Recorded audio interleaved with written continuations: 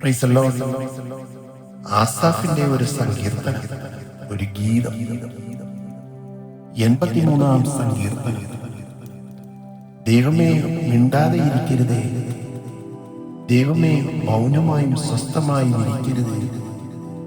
ഇതാ നിന്റെ ശത്രുക്കൾ കലഹിക്കുന്നു, നിന്നെ പകയ്ക്കുന്നവർ തല ഉയർത്തുന്നു. അവർ നിന്റെ ജനത്തിന്റെ നേരെ ഉപായം വിചാരിക്കുകയും നിന്റെ ഗുപ്തന്മാരുടെ നേരെ ദുരാലോചന കഴിക്കുകയും ചെയ്യുന്നു. വരുവിൻ, ഇസ്രായേലിന് ജാതിയായിരിക്കാതെ വണ്ണം നാം അവരെ മുടിച്ചു കളക. അവരുടെ പേര് ഇനി ആരും ഓർക്കരുത് എന്നവർ പറഞ്ഞു. അവർ ഇങ്ങനെ ഐക്യമത്യത്തോടെ ആലോചിച്ചു, നിനക്ക് വിരോധമായി സഖ്യത ചെയ്യുന്നു. ഏദോമ്യരുടെയും ഇശ്മായേല്യരുടെയും കൂടാരങ്ങളും മോവാബ്യരും ഹഗര്യരും കൂടെ ഗബാലും അമ്മോനും അമാലേക്കും ഫെലിസ്ത്യ ദേശവും സോർ നിവാസികളും അശ്ശൂരും അവരോട് യോജിച്ചു. അവർ ലോത്തിന്റെ മക്കൾക്ക് സഹായമായിരുന്നു. മിദ്യാനരോട് ചെയ്തതുപോലെ അവരോട് ചെയ്യണമേ.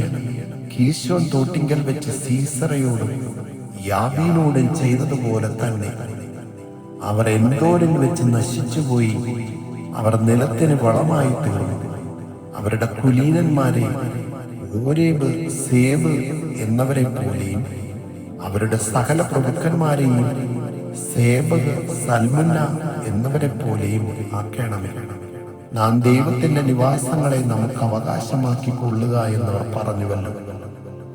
എന്റെ ദൈവമേ, അവരെ ചുഴലിക്കാറ്റത്തെ പൊടി പോലെയും കാറ്റത്ത് പാറുന്ന പതിർ പോലെയും ആക്കണമേ.